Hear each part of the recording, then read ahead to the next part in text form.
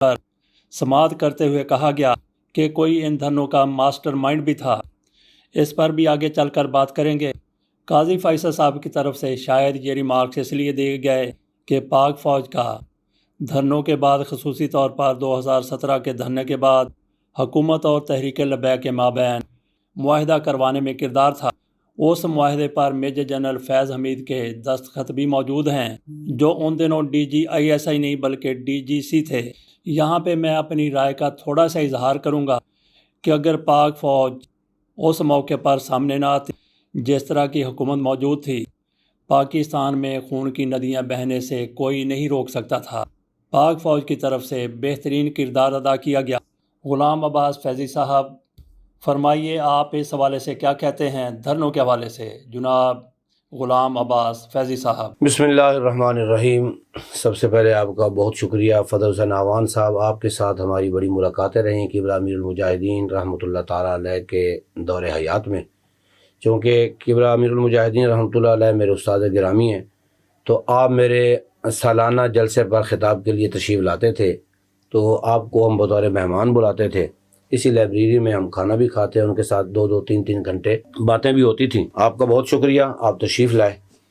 2017 میں جو دھرنا ہوا تھا 6 نومبر سے 27 تک، اس دھرنے میں صرف میں شریک نہیں تھا، چونکہ اس دھرنے کے انتظامات کرنے والوں میں سے میں بھی شامل تھا۔ وہاں ہم خالصتاً حضور نبی پاک صلی اللہ علیہ وسلم کی ختم نبوت کے مسئلے پر ہم گئے تھے، کیونکہ 7C اور 7B 2 شقیں تھیں۔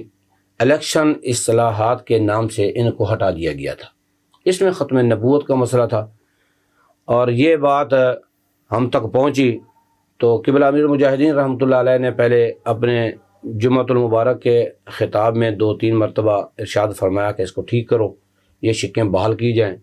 یہ بحال نہ ہوئیں، بار بار بتانے کے باوجود بحال نہ ہوئیں، تو پھر امیر المجاہدین رحمۃ اللہ علیہ نے ختم نبوت کے حوالے سے ایک لانگ مارچ کا اعلان فرمایا، اور اس اعلان سے پہلے آپ نے یہ ارشاد فرمایا تھا جمعے کے موقع پر، آپ نے فرمایا کہ میں یہ دعا کرتا ہوں اگر میرا ختم نبوت کے علاوہ کوئی اور مقصد ہو تو اللہ تعالیٰ مجھے یہیں غرق کر دے۔ میرا کوئی مقصد نہیں ہے، صرف ختم نبوت کا مسئلہ ہے، حضور کی ختم نبوت کی حفاظت کے لیے ہم جا رہے ہیں۔ پھر یہاں سے ہمارا لانگ مارچ چلا اور فیض آباد یہاں کے پہنچا، جبکہ کسی کو پتہ نہیں تھا کہ یہ دھرنا کہاں ہونا ہے، ہمیں بھی نہیں معلوم تھا۔ یہ قبلہ امیر المجاہدین رحمۃ اللہ علیہ کی ایک سیاسی بصیرت بھی تھی کہ پہلے انہوں نے بتایا نہیں ہے۔ جب وہاں پہنچے لیاقت باغ میں، وہاں سے آگے چلے تو فیض آباد میں جا کے ہم بیٹھ گئے۔ یہ مسلسل ہم بیٹھے رہے، دھرنا ہوتا رہا، تقاریر ہوتی رہیں اور مذاکرات ہوتے رہے۔ ہمارے مذاکرات میں اس وقت میں مذاکراتی ٹیم کا حصہ نہیں تھا۔ فیض آباد میں ہم نے دھرنا دیا تو آخری دنوں میں مذاکرات شروع ہوئے۔ اس وقت شاید خاقان عباسی یہ وزیر اعظم تھے۔ جی 27 نومبر کو جی بالکل، معاہدہ ہو گیا تھا۔ معاہدہ ہونے سے پہلے مذاکرات ہو رہے تھے، ہاں جی، اور مختلف ادوار چلے مذاکرات کے۔ اس دوران ہم نے کئی چیزیں دیکھی، مثلا ایک چوکی پر وہ ایک طرف ہے کھنا پول، اس طرف میرے مدرسے کے طالب علم بیٹھے تھے اس چوکی کو سنبھالے ہوئے، تو میں صبح صبح جاتا تھا دیکھنے کے لیے کسی کو کوئی مسئلہ نہ بنا ہو، کوئی پریشانی نہ ہو۔ تو صبح ہوتی ہی نماز پڑھتے سب سے پہلا کام میرا یہ ہوتا، میں ادھر چلا جاتا۔ تو میں نے پوچھا بیٹا کوئی مسئلہ، کوئی پریشانی؟ انہوں نے کہا جی کوئی مسئلہ نہیں ہے، آج ایک نئی بات سامنے آئی ہے۔ میں نے کہا جی کیا؟ کہنے لگا جی ایک بھائی آ رہے تھے، ان کے ہاتھ میں بیگ تھا۔ ہم نے کہا کہاں سے آ رہے ہیں؟ انہوں نے باہر کے کسی ملک کا نام لیا، اب میرے سامنے وہ نہیں ہے، کہ میں فلاں جگہ سے آ رہا ہوں۔ تو انہوں نے کہا جی آپ کا گھر ادھر ہے؟ انہوں نے کہا جی میں گھر کے لیے نہیں آیا، میں دھرنے کے لیے آیا ہوں۔ اچھا جی۔ تو انہوں نے کہا کہ آپ دھرنے کے لیے آئے تو ظاہر ہے آپ گھر جا کے سامان وغیرہ رکھ کے آئیں گے نا؟ انہوں نے کہا جی نہیں، میں اس نیت سے آیا ہوں کہ میں جیسے اتروں گا وہاں سے سیدھا دھرنے میں ہی جاؤں۔ کہنے لگے ہماری دلچسپی بڑھ گئی تو ہم نے اس کو بٹھا لیا۔ ہم نے کہا یار اتنی جذبے کے ساتھ آپ آ رہے ہیں تو اس کی کوئی وجہ بتائیں۔ پھر اس کی آنکھوں میں آنسو تھے اور وہ کہنے لگا کہ میں نے دیکھا کہ نبی پاک علیہ الصلوۃ والسلام رات کو خواب میں نے دیکھا کہ سرکار کے ہاتھ میں رجسٹر ہے اور دھرنے والوں کی حاضریاں لگا رہے ہیں، اور جب میں نے یہ دیکھا تو پھر میں بڑا شرمندہ ہوا کہ اس رجسٹر میں میرا نام تو نہیں ہے۔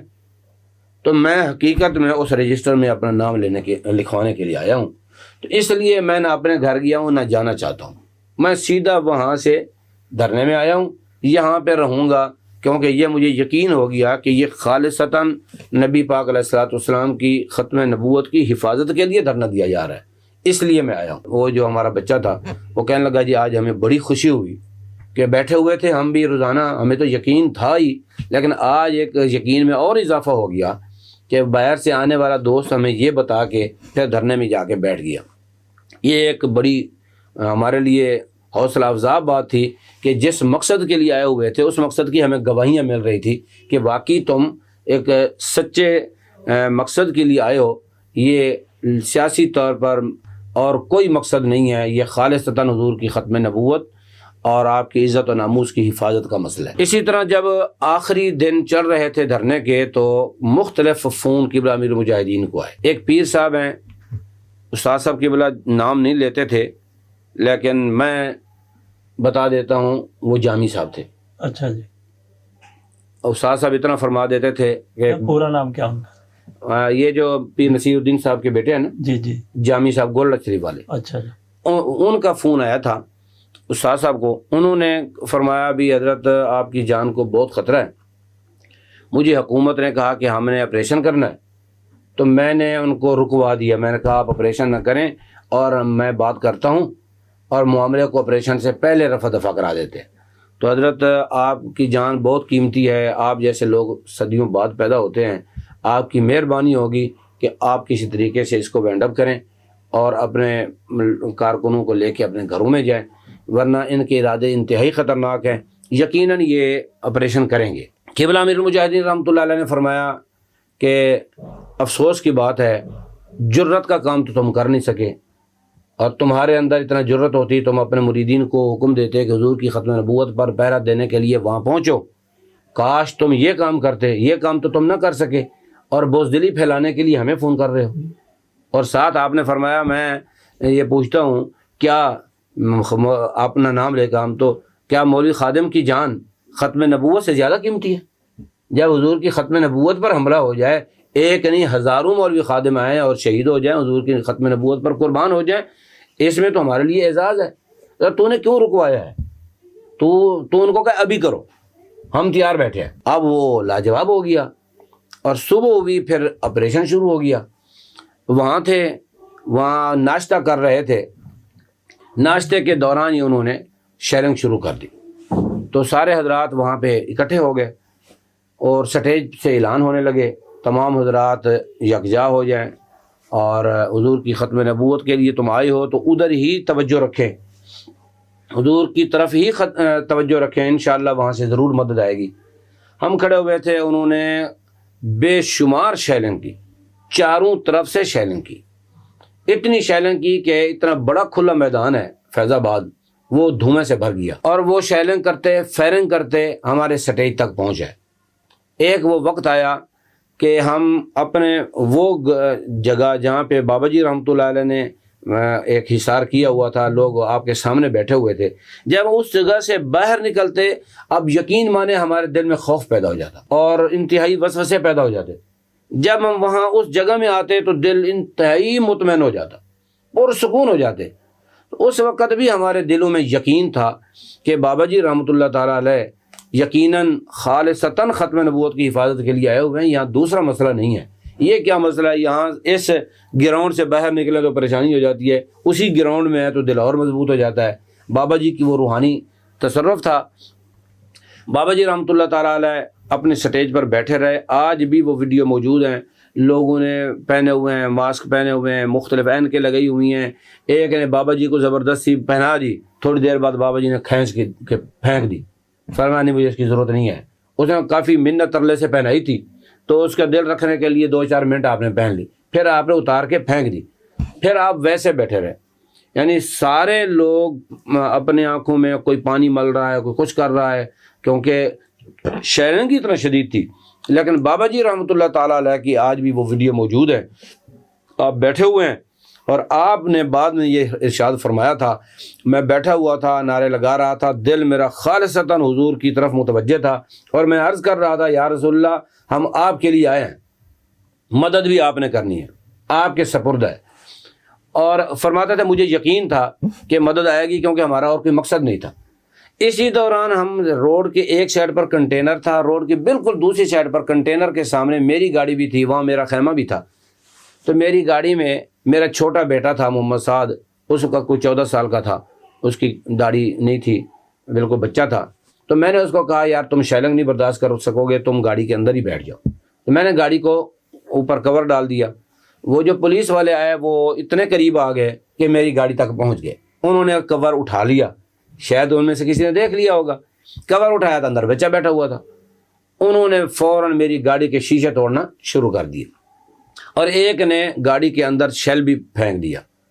پھر میرے بچے کو نکالا انہوں نے اور اس کو خوب مارا، مارتے ہوئے لے کے گئے۔ اب مجھے نہیں معلوم تھا کہ وہ وہیں شہید ہو گیا یا اس کو بے ہوشی کے عالم میں گھسیٹتے ہوئے لے کے جا رہے ہیں، رش اتنا تھا پھر میں ان کو دیکھ نہیں سکا۔ اتنا مجھے پتا تھا وہ گاڑی توڑ کے اس کو مار رہے ہیں اور اس کو نکال لیا۔ اب میرے دل میں یہ خیال آیا کہ شاید اب یہ شہید ہو چکا ہے۔ میں اس وقت قبلہ امیر المجاہدین رحمۃ اللہ تعالیٰ علیہ کے جو کرسی تھی اس کے پیچھے ہی کھڑا ہوا تھا۔ میں نے کسی سے کوئی بات نہیں کی کیونکہ وہ میرے ساتھ ایک مسئلہ صرف میرے ساتھ نہیں تھا، وہ تو تمام دھرنے والوں کے ساتھ ہی تھا۔ تو میرے دل میں یہ خیال آیا ہم دونوں باپ بیٹے آئے حضور کی ختم نبوت کے لیے تھے، تو اس کی قربانی قبول ہو گئی، اللہ تعالیٰ نے اس کو قبول کر لیا، میری باری نہیں آئی، کاش کہ میری باری آ جاتی۔ میں نے اتنا سوچ کے میں خاموش ہو گیا، نہ میں نے کسی کو بتایا، نہ میں دل سے پریشان ہوا۔ تھوڑی دیر کے بعد پانسا پلٹا کہ وہ سارے پولیس والے بھاگ گئے، حالانکہ وہ پولیس والے ہمارے کنٹینر کے بالکل قریب آ گئے، کنٹینر کا شیشہ بھی انہوں نے توڑ دیا تھا، جس کنٹینر پہ بیٹھے تھے اس ٹرک کا شیشہ بھی توڑ دیا تھا۔ اب آپ دیکھیں وہ اگلی سائڈ پر تھے، ہم پچھلی سائڈ پہ بیٹھے ہوئے تھے۔ کنٹینر کو تو کوئی 1 میل کا نہیں ہوتا، 10-15 فٹ کا ہی فاصلہ تھا۔ اس 10 فٹ کے فاصلے پر اچانک وہ بھاگے، وہ نکل گئے پولیس والے۔ اس پر وہاں یہاں پہ ایک ذمہ دار ہے، وہ ایجنسی کا آدمی ہے، وہ میرے پاس آتا تھا مدرسے کا ریکارڈ چیک کرنے کے لیے، کتنے بچے ہیں، کون سے اساتذہ ہیں، فلاں ہیں۔ اس کے ساتھ سلام دعا ہوئی تو اس نے پھر ایک دفعہ خود ہی بتا دیا، کہنے لگا جی وہ جو لوگ پولیس والے دوڑے تھے آپ کو پتہ ہے کیوں دوڑے تھے؟ میں نے کہا جی ہمیں تو نہیں معلوم، ہم تو کنٹینر کے اوپر تھے، ہمارے لوگ تو بکھرے ہوئے تھے۔ اچھا اچانک دوڑ گئے وہ اچانک دوڑ گئے، اچھا خود حملہ کرتے اتنا دوڑے، کسی کی گن گر گئی، کسی کی وہ جو جیکٹیں تھی وہ گر گئیں، کسی کے بوٹ گر گئے، کسی کی جناب وہ ٹوپیاں گر گئیں، ہیلمٹ ہم نے اکٹھے کیے کافی سارے۔ اچھا تو وہ تو اپنی جان بچا کے بھاگے۔ ہم خود حیران تھے بھی کیوں دوڑ رہے ہیں، کیونکہ ہمارے پاس تو کوئی اسلحہ نہیں تھا، ہم تو نہتے تھے، تو ہم بڑے حیران ہو رہے تھے کہ یار یہ کوئی غیبی مدد ہی ہے۔ یہ تو یقین ہو رہا تھا غیبی مدد ہے، لیکن یہ نہیں معلوم ہو رہا تھا کہ ان کو کیا نظر آیا۔ وہ تو جب ایجنسی والے آدمی نے بتایا، اس نے کہا جناب میں بیٹھا ہوا تھا، ایک نون لیگ کا ایم این اے تھا یا ایم پی اے تھا، اس نے فون کیا اس آدمی کو جو وہاں پہ حاضر ڈپٹی تھا، اس کا دوست تھا۔ اس نے کہا تمہیں شرم نہیں آتی کہ تم چند 100 آدمیوں کے سامنے، تمہارے سامنے اس وقت بکھر گئے تھے، انہیں شیلنگ کی تھی، کوئی کس چوکی پر چلا گیا، کچھ لوگ کس چوکی پر چلے گئے، قبلہ بابا جی رحمۃ اللہ علیہ کے سامنے شاید 50-60 بندے رہ گئے، بقیہ تو سارے ارد گرد بکھرے ہوئے تھے۔